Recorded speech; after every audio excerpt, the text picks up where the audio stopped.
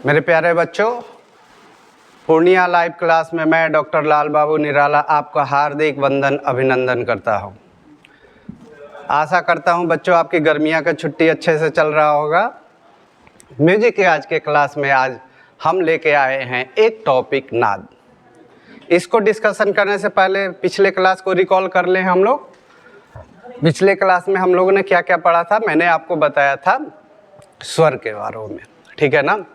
स्वर, चूंकि बच्चों आप एक एक कंटेंट को जब अच्छे से क्लियर करते जाएंगे ना तो आपको इसमें इंटरेस्ट आता जाएगा, ठीक है ना। एक कंटेंट को एकदम कंसेप्ट क्लियर कर ले। जैसे स्वर का हम लोगों ने पिछले बार किया था, तो क्या था कंसेप्ट?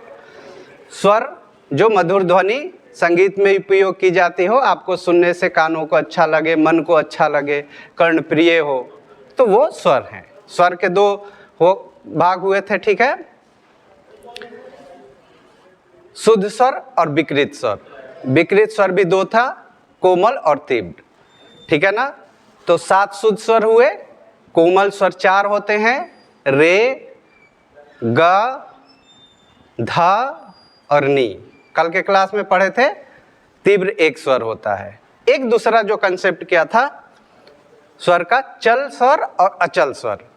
तो चल स्वर वैसे स्वर जो शुद्ध के साथ साथ विकृत रूप में होते हैं, उनकी संख्या कितनी थी? 10 थी।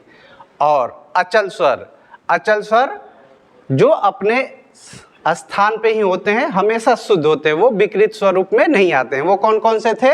सा और प, इसको कहते हैं अचल स्वर, ठीक है बच्चों।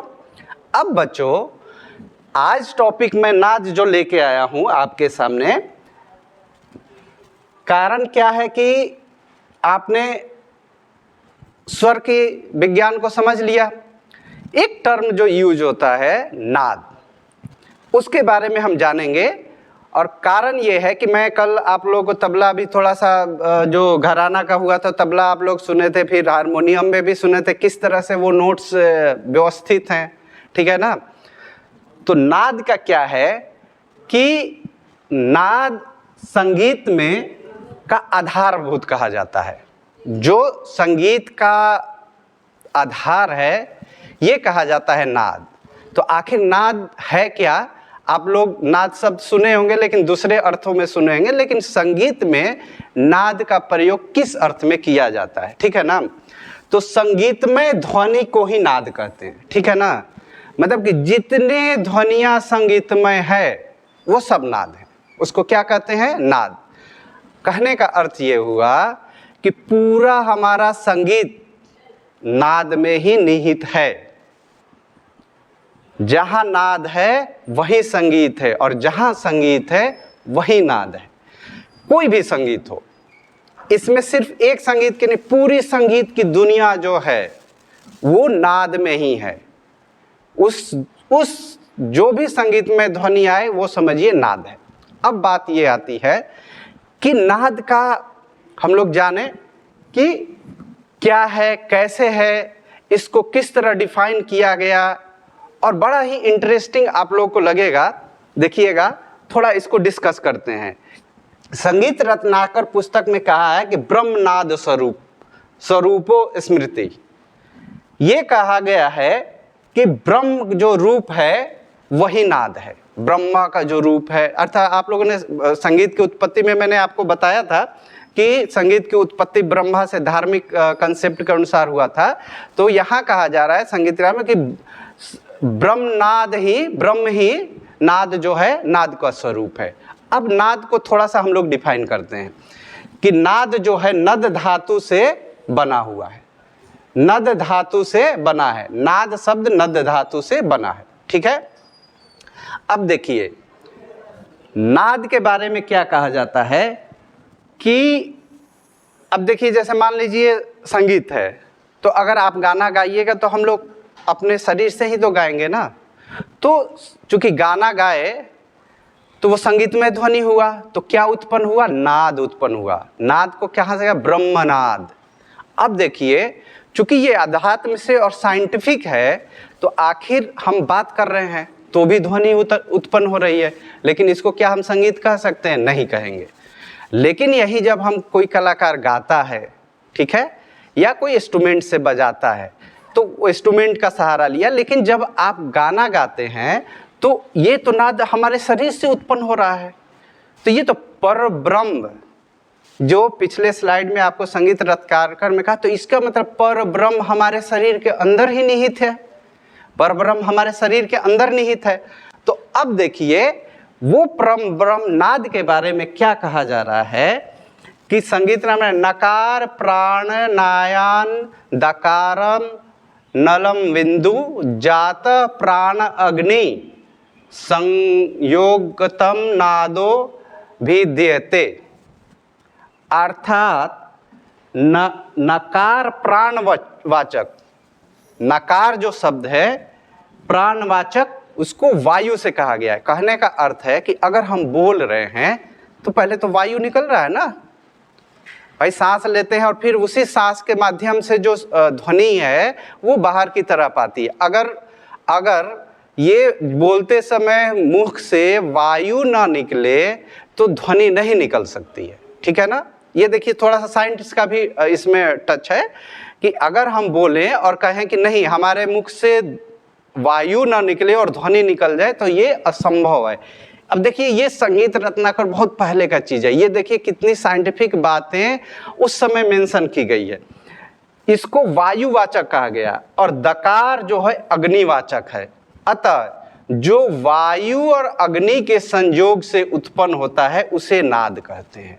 अब ये कह रहे हैं, इसको थोड़ा सा आपको एक्सप्लेन कर दें, साइंटिफिक थोड़ा देखिएगा कि जब हम लोग शरीर के अंदर क्या है, ऊर्जा है, ऊर्जा है ना।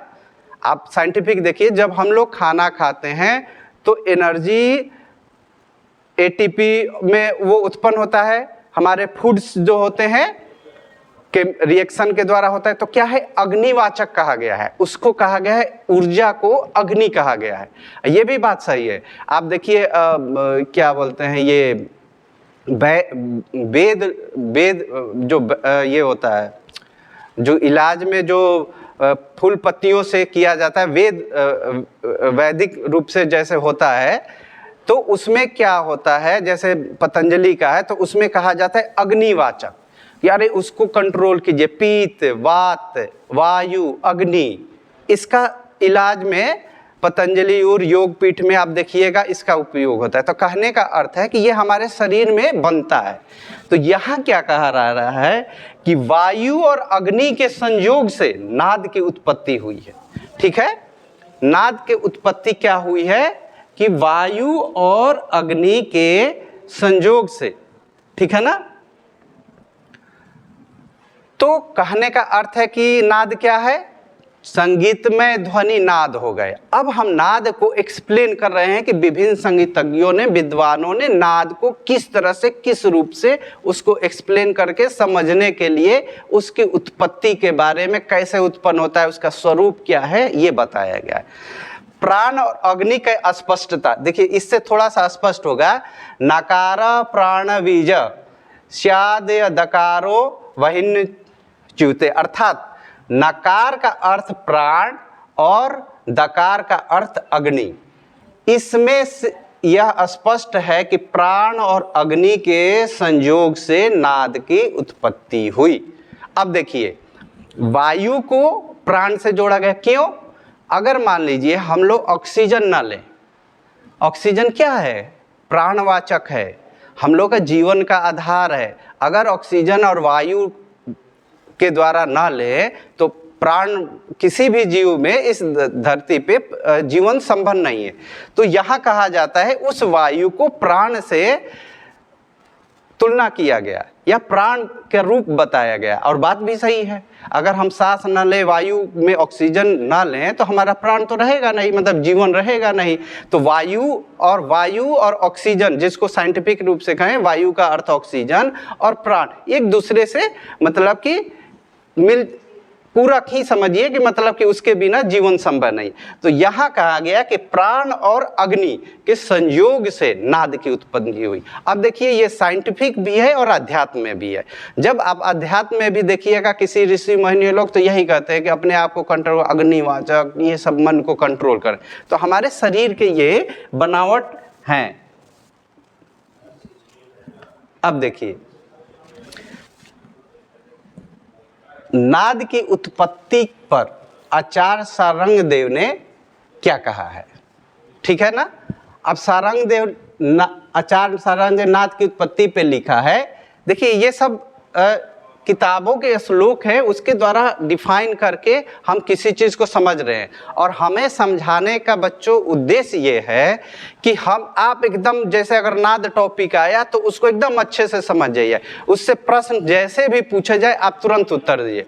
एक लाइन में है, क्या है, संगीत में जो ध्वनि उत्पन्न की जाती है वो नाद है। ये नाद हो गया, लेकिन जब इसके आप विभिन्न पहलुओं को समझ जाएंगे, उसकी व्याख्याओं को समझ जाएंगे, तो ये नाद जो है ना आपके दिमाग में बैठ जाएगा, आप कभी भूल ही नहीं सकते हैं। तो इसीलिए कहते हैं बच्चों कि कोई भी एक कंटेंट जो है ना तो उसको अच्छे से समझ लीजिए, और जैसे आप समझेंगे ना तो और इंटरेस्ट हो जाएगा। संगीत में ध्वनि हो गए, फिर देखे कि अरे वायु और अग्नि का संयोग है, वायु से फिर प्राण का संयोग है, क्योंकि वायु ही प्राण है, वायु के बिना हम लोग का प्राण है, और फिर तब हमारे शरीर से या नाद की उत्पत्ति होती है। तो नाद की उत्पत्ति का इस तरह से एक कहानी के रूप में, एक इंटरेस्टिंग रूप में आप लोग समझ जाइएगा, तो मुझे लगता है कि आपको मन और मस्तिष्क में हम बैठ जाएगा। अब देखिए सारंगदेव जी इसकी उत्पत्ति एक कैसे समझाते हैं। अर्थात देखिए आ गया ना, बोलने की इच्छा रखने वाली आत्मा ने मन को प्रेरित किया। मन ने, आया ना बात, बोलने की इच्छा, हम बोल रहे हैं ना तभी तो नाद उत्पन्न हो रहा है, वायु आ रहा है तब तो, ठीक है ना। मन ने शरीर को स्थित अग्नि को प्रेरित किया।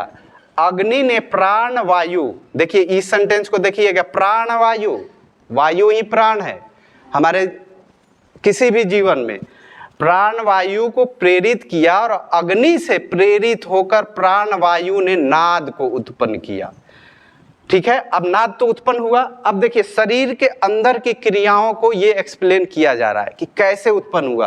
क्या हुआ, आत्मा ने मन को, ठीक है ना, बोलने की इच्छा है, आत्मा ने मन को, अगर मान लीजिए हमें मन नहीं है बोलने का तो मैं बोल पाऊंगा क्या। मैंने एक क्लास में आपको बताया था कि दिमाग और आदमी की एक्टिविटी कैसे करें। मन और आपके विचार सारे क्रियाओं का आधार है। अगर आपके मन में और विचार नहीं आएंगे आप नहीं कर सकते हैं वो काम। पहले विचार और मन में आता है कि हमें क्लास लेना है, बोलना है, आपको समझाना है, तब बोलें। अगर हमारे विचार मन करेंगे कि नहीं समझाएंगे तो मैं बोल पाऊंगा क्या, नहीं बोल, कोई भी कार्य आप नहीं कर पाइएगा, ठीक है ना। तो यहाँ वही चीज कहा जा रहा है कि बोलने की इच्छा में आत्मा ने मन को प्रेरित किया, मन को प्रेरित किया, मन ने शरीर में स्थित, अब मन ने तो प्रेरित किया, बोलने के लिए क्या चीज की आवश्यकता है, ऊर्जा की। ऊर्जा मीन्स यहाँ अग्नि से किया गया है उसका तुलना, उसका संबंध, ठीक है ना, एनर्जी। अगर एनर्जी नहीं रहेगा तो कभी कभी देखते हैं बीमार लोग हो जाते हैं, अरे एकदम एनर्जी नहीं है, बोलने की इच्छा, वो उनका मन चाहते हुए भी नहीं बोल पाता है। तो शरीर में ऊर्जा जो है वो आपके मन स्थिति या मन के विचारों को, क्रियाओं को करने में मदद करता है, और तभी कर सकते हैं। अगर मन है ऊर्जा नहीं है तो भी नहीं होगा, अगर ऊर्जा है और मन नहीं कर रहा है तो भी वो कार्य नहीं कीजिएगा। तो ये दोनों चीजें एक दूसरे से मिलते जुलते चलते रहती हैं। तब ये क्या कर रहा है कि शरीर स्थित मन ने शरीर स्थित अग्नि को प्रेरित किया, मतलब जो ऊर्जा हो उसको प्रेरित किया। अग्नि ने प्राण वायु, उस ऊर्जा जो शरीर के अंदर हमारी ऊर्जा है वो प्राण वायु, मतलब कि हमारा जीवन का आधार वायु है, उस वायु को प्रेरित किया, और अग्नि से प्रेरित होकर प्राण वायु के नाद ने नाद को उत्पन्न किया, ठीक है ना। उस ऊर्जा ने जब वायु, प्राण वायु को प्रेरित किया तो वायु के द्वारा हमें आवाज निकल रही है। ये बोलने की पूरी बॉडी की एनालिसिस है, ठीक है। अब देखिए आगे, देखिए फिर क्या कहता है, जब प्रेरित किया तो प्रेरित तो हुआ, लेकिन हमारे मुख से वरना जीव कमल से उत्पन्न उठकर ऊपर उठा हुआ हृदय, कंठ, तालु और मुख, इन माध्यम से ध्वनि प्रेरित हुई। वो जो वायु है यहाँ से निकल के कहाँ तक आया, कंठ से होते हुए जीभ, मुख, तालु से पूरी क्रिया करके तब वो शब्द या ध्वनि उत्पन्न हुई। कितनी कितनी गूढ़ बातें हैं और इंटरेस्टिंग भी है ना बोलने की क्रिया को। और देखिए ये कितना बहुत पहले सारंग देव जी ने इसको इस श्लोक के द्वारा देखिए कैसे साइंटिफिक वे में भी और आपको अध्यात्म में भी दोनों तरह से इस चीज को नाद के संगीतमय उत्पत्ति को डिफाइन किया या समझाया या उसको एक्सप्लेन किया, ठीक है ना। दूसरी बात बच्चों, हम लोग बोलते भी हैं ना, उसमें भी ये क्रियाएं फॉलो होती हैं। फर्क ये होता है कि जब हम बोलते हैं वो आवाज संगीतमय ध्वनि नहीं होती है, लेकिन जब आप वहीं गायन क्रिया कीजिएगा तो वो संगीतमय हो जाती है। और जब जहाँ संगीतमय चीज आती है तो उसी को कहते हैं नाद, पहला चीज, ठीक है ना। ये चीज अब बच्चों आपको नाद एकदम समझ में आ गया होगा, ठीक है।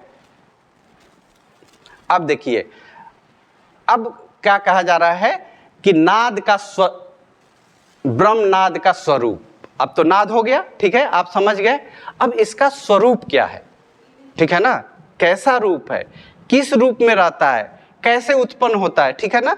तो नाद के दो मुख भेद है, ठीक है ना, एकदम सारांश में।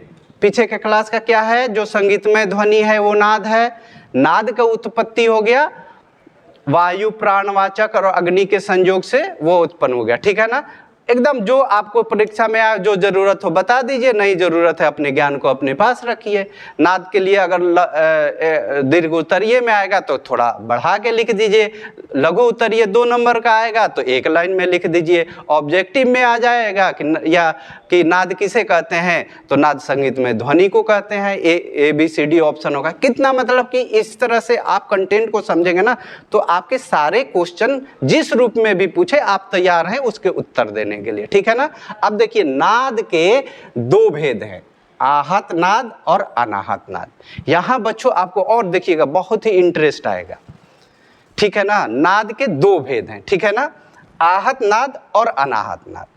अब देखिए आहत नाद और अनाहत नाद, ठीक है ना। आहत नाद को पहले समझते हैं, ठीक है ना, और अनाहत नाद, ठीक है ना। अब ये बताइए बच्चों कि ध्वनि है या कोई भी ध्वनि है तो कैसे उत्पन्न हुई, ठीक है ना। ये नकार प्राणवायु वाचक हुआ। एक साइंटिफिक चीज लेते हैं कि कोई भी ध्वनि अगर घर्षण या टकराव ना हो तो वो उत्पन्न ध्वनि नहीं हो सकती है। ये साइंस कहता है, ये साइंस कहता है कि अगर ध्वनि है किसी भी वस्तु से कैसे टकराएगी नहीं तो साउंड उत्पन्न ही नहीं हो सकता है। यहां कहा जा रहा है कि जो कानों से सुनाई देता है, जो 2 वस्तुओं से आघात, आहत नाद का आपको समझा रहे हैं, फिर अनाहत समझाएंगे क्योंकि इसको थोड़ा सा ये गुड़ थोड़ा सा मतलब कि टॉपिक है। आहत को समझिए। आहत मीन्स आघात। अगर मान लीजिए हमने ये बजाया, आवाज आई ताली, अगर मैं इसको ऐसे करके ऊपर करके और ऐसे करता रहूं तो क्या साउंड आएगा? नहीं आएगा। क्यों? कि जब तक 2 चीजों का घर्षण या टकराव नहीं होगा, साइंस में भी आप कभी भी ध्वनि को उत्पन्न ही नहीं कर सकते हैं। अब जब हम बोलते हैं क्या होता है, जीभ तालू से दंत से सब टकराता है तभी। अगर हम कहें, आपको देखिए बहुत इंटरेस्टिंग बात बता रहे हैं, अगर मैं कहूं कि आप बोलिए लेकिन जीभ नहीं हिलना चाहिए, कोई बोल के दिखा दे। इस धरती पे कोई भी जीव नहीं बोल पाएगा। जितने जीव आवाज निकालते हैं उनकी जीभ जो है तालू या मुख के किसी भाग से टकराती है तभी आवाज होती है। तो देखिए ध्वनि को उत्पन्न करने का कहीं भी हो, आप टेबल पे या कोई ग्लास रखिए तो ग्लास जब टेबल से टकराता है तो खटकी आवाज, मतलब कहीं भी टकराव, ये साइंटिफिक है कि घर्षण या टकराव या कोई कोलिजन ना हो तो साउंड नहीं उत्पन्न हो सकती है, ठीक है ना। तो आहत मतलब आघात से जो ध्वनि कानों को हमें सुनाई दे, 2 वस्तुओं के आघात, घर्षण या टकराव से पैदा होता है, उसे आहत नाद कहते हैं। इस नाद का संगीत में विशेष महत्व है। हम जो संगीत में आजकल इस वर्तमान समय में बहुत पहले से ले आते जितने भी संगीत को यूज करते हैं तो वो नाद का कौन सा स्वरूप है? आहत नाद। क्योंकि आप तबला बजाइएगा, तबला पे मारिएगा तो होगा। हारमोनियम है, हारमोनियम के रीड बजाइएगा, रीड से हवा जाएगा, वो टकराएगा तो ध्वनि निकलेगा। सितार ले लीजिए, सितार के तार पे स्ट्रोक मारिएगा तब ध्वनि निकलेगा। गिटार के पे आप मारिएगा तो निकलेगा। या आप कोई भी इंस्ट्रूमेंट ले लीजिए, ढोलक है, जब आप उस पर हाथ से आघात कीजिएगा तो ध्वनि, अगर आघात नहीं होगा कोई भी ध्वनि पूरे ब्रह्मांड में नहीं उत्पन्न हो सकती है, ठीक है ना। लेकिन ये देखिए, चूंकि मैं आपको बहुत पहले एक चीज बताया था कि संगीत में कई चीजों का समावेश है, अध्यात्म से लेकर साइंस तक, ठीक है बच्चों। अब देखिए, ये जो पहला रूप अनाहत नाद कह रहा है, ये कह रहा है कि अनाहत मतलब कि कोई टकराव नहीं। ये तो हुआ बड़ा अजीब सी बात। यहाँ हमने बताया कि दुनिया में कोई भी ध्वनि बिना टकराव से उत्पन्न नहीं होती है, और वो संगीतमय ध्वनि जो है आहत नाद कहलाती है। नाद जहाँ हुआ वो संगीतमय ध्वनि, और जहाँ पे नाद नहीं है तो आपके ट्रक भी चलते चलते पलट जाता है या उसका टायर भी फटता है, वो भी आवाज़ है, लेकिन वो हमारे नाद और नहीं है, क्योंकि वो संगीत में उपयोग नहीं होता है ऐसे ध्वनि। अब अनाहत नाद में यहाँ क्या कहा जा रहा है कि जो नाद केवल ज्ञान से जाना जाता है, जिसको पैदा होने में कोई खास कारण हो, यानी कि जो बिना आघात, घर्षण और स्पर्श के पैदा हो जाए, उसे अनाहत नाद कहते हैं। अब देखिए, ये तो बड़ा इंटरेस्टिंग बात होगा। एक तरफ हम लोग का कंसेप्ट साइंस भी कह रहा है कि दुनिया में कोई भी ध्वनि बिना टकराव से उत्पन्न नहीं हो सकती है, और बात भी सही है, ये असंभव काम है। लेकिन यहाँ एक नाद की अध्ययन किया जा रहा है, वो कह रहा है कि वो ध्वनि जो है उत्पन्न होती है लेकिन बिना टकराव के। ये तो साइंस भी फेल हो गया, यहाँ तो साइंस फेल हो गया ना जी। साइंस के जितने कंसेप्ट साउंड के हैं उसके अकॉर्डिंग तो भाई ये नाद उत्पन्न ही नहीं हो सकता। यहाँ कहा जा रहा है कि नहीं, उत्पन्न होता है। इसको जोड़ा गया है परलौकिक से, इस लोक से नहीं, परलौकिक। अब परलौकिक क्या है? इसमें कहा जाता है कि जैसे अनाहत नाद की उपासना हमारे प्राचीन ऋषि मुनि सुनने के लिए करते हैं, यह नाद की मुक्तिदायक है। पहले के ऋषि मुनि देखते होंगे एकदम शांत पहाड़ पे चले गए, ऋषिकेश पहाड़ पे, क्या तो वहाँ तपस्या कर रहे हैं, ध्यान लगाए हैं, वो उसी अनाहत नाद के सुनने की और उसकी तपस्या करते हैं। अध्यात्म में, किसी भी धर्म में कहा जाता है कि अगर उस ध्वनि को, उस नाद को, अब जैसे मान लीजिए हम गाना गाएंगे तब आप आनंदित होगे ना, हम तबला बजाएंगे तब आप आनंदित होगे, लेकिन आप अपने बैठे हैं और बिना किसी आघात के उस ध्वनि को आप स्मरण कर रहे हैं, आप उसकी अनुभूति कर रहे हैं, आप आनंद की अनुभूति कर रहे हैं। हमारे ऋषि मुनि लोग यही करते थे, जब तपस्या करते थे तो उसी नाद की अनुभूति करके और उनको ईश्वर से दर्शन हो जाते थे। तो अध्यात्म में ये कहा गया है कि यही नाद जो बिना आघात के उत्पन्न होता है वो ईश्वर स्वरूप है, वो मोक्षदायी है, मुक्तिदायक है, उससे आदमी का कल्याण, मतलब आध्यात्मिक कल्याण होता है। वैसे नाद को अनाहत नाद कहते हैं। अब चूंकि अनाहत नाद हो तो गया, ठीक है, मान लीजिए कि बिना आघात का उत्पन्न, लेकिन वो है कहाँ, उसकी उपयोगिता है, उससे होता क्या है? तो ये कहा जाता है कि ये जो है स्वर्ग लोक परलौकिक नाद है, जो आज वर्तमान में इस धरातल पे उत्पन्न नहीं होता है। लेकिन जो ऋषि मुनि, हमारे बहुत संत विद्वान लोग हैं, जो साधना पहले सुनते होंगे, करते हैं, चाहे आज भी जो करते होंगे, वो इसी अनाहत नाद को सुनने और उससे साक्षात होने और उसको पाने के लिए वह ध्यान करते हैं।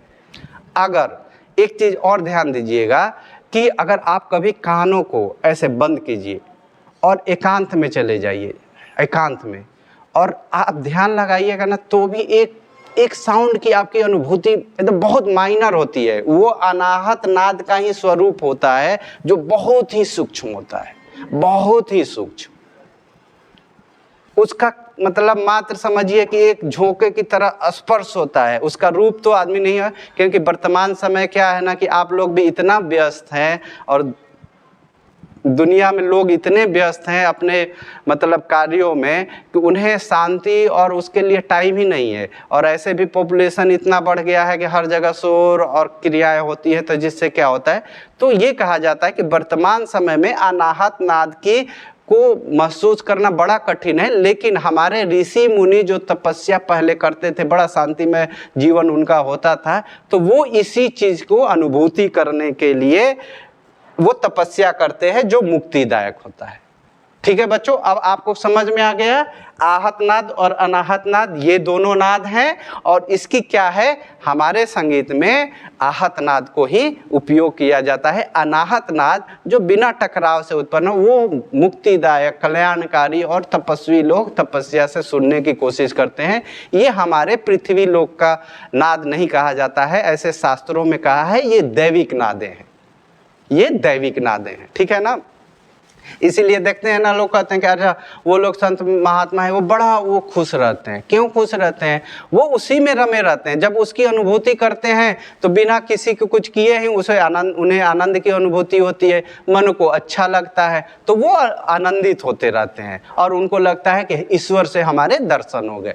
ठीक है ना। अब देखिए आहत नाद की प्रकृति और संगीत मकरंद के अनुसार अनाहते हत श्रवे स नादो द्विधो मतः।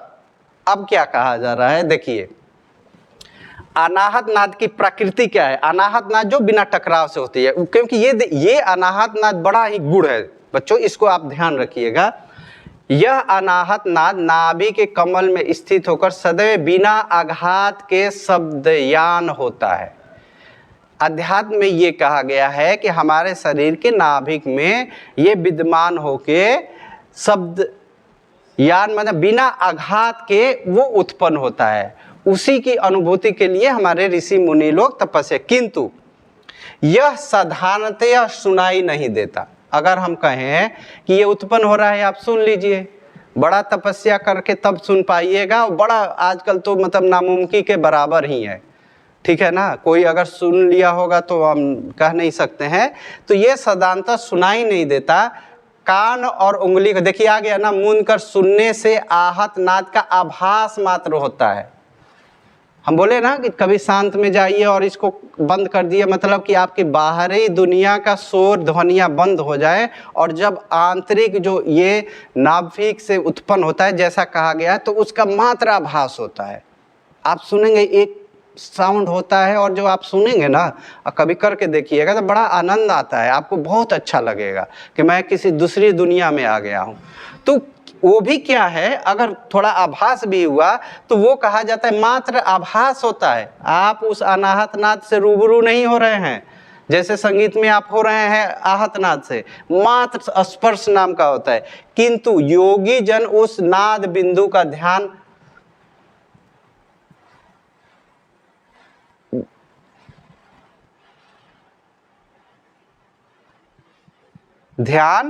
मोक्ष प्राप्त करते हैं। ठीक है ना, फिर वही बात आ गया। अब देखिए, अब वर्तमान में अगर कहें कि वर्तमान के जो संगीत है उसमें अनाहत नाद की क्या उपयोगिता है, फिर सुनाई ही नहीं देता है तो हम संगीत में कैसे उपयोग, तो कहा जाता है अनाहत नाद संगीत उपयोगी नहीं होता, क्योंकि यह सुनाई ही नहीं देता है। ठीक है ना, सुनाई नहीं देता। देखिए उपयोगी नहीं है, लेकिन फिर भी इसका संगीत में बड़ा महत्व है अनाहत नाद का। ठीक है ना, अनाहत नाद से ही। अब देखिए ये कहा गया है एक थ्योरी कि आहत जो नाद है वो अनाहत नाद से ही उत्पन्न हुआ। वो कैसे, अब देखिए कैसे हुआ है, एक उदाहरण देते हैं। जैसे मान लीजिए आपके घर में पंखा चल रहा है, पंखा चल रहा है तो हवा आपको ठंडा महसूस हो रहा है ना, तो कहा जाता है कि अगर बाह्य जगत में इस आपके रूम में पंखा तो है लेकिन वायु ना हो तो क्या आपको ठंडक महसूस होगी? दिखाई तो नहीं दे रहा है वायु। तो पंखा रहने से मात्र आप उस पंखा के उपयोगिता या उसके नहीं कर पाएंगे। उसका क्या होता है, कह रहा है कि जिस प्रकार पंखा आपका वायु के संचालन में आभास करता है और शरीर के अंदर अनाहत नाद भी आहत नाद को उत्पन्न करने में मदद करता है, ठीक है ना।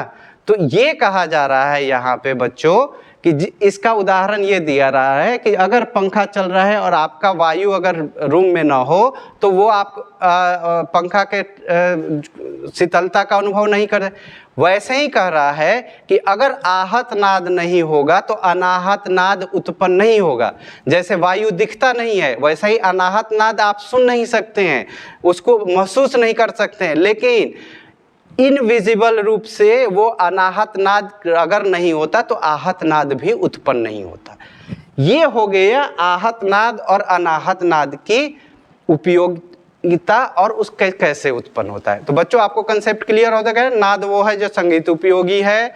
नाद के दो भेद है, आहत नाद और अनाहत नाद। आहत नाद जो टकराव से उत्पन्न होता है, अनाहत नाद जो टकराव से बिना टकराव के उत्पन्न होता है, वो लौकिक संगीत होता है। उसका उदाहरण करके हमने अब आपके इसी में एक पार्ट और है, मैं नेक्स्ट क्लास में बच्चों अच्छा करता हूँ ये समझ में, इसकी विशेषता गुण और जाति के बारे में बताएंगे। बड़ा ही वो स्टेज है। तो अगले टॉपिक के साथ पुनः हम मिलते हैं। मैं डॉक्टर लाल बाबू निराला आपके साथ फिर उपस्थित होऊंगा।